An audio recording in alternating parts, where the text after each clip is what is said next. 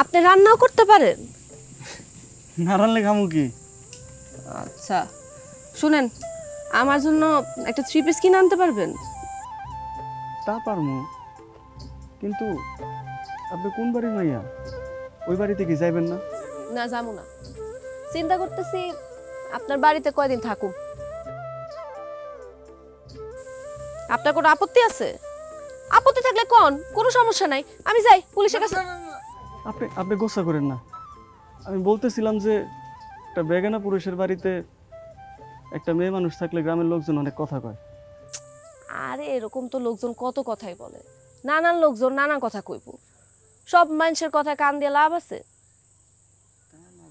এই শুনেন, আপনি এই কানের দুলগুলা রাখেন, এগুলা বিক্রি কইরা আপনি আমার জন্য একটা বোরকা, একটা 3 পিস আর একটা স্যান্ডেল কিনে আনবেন।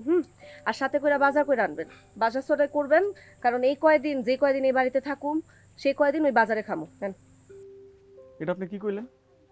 আমি কি এত গরিব হয়ে গেছি যে আপনার 2 বেলা খাওয়াইতে পারব না? এটা আপনার কাছে রাখেন, আর যে কয়দিন আছেন আমার হাওলাতে থাকবেন, আপনার কোনো চিন্তা নেই।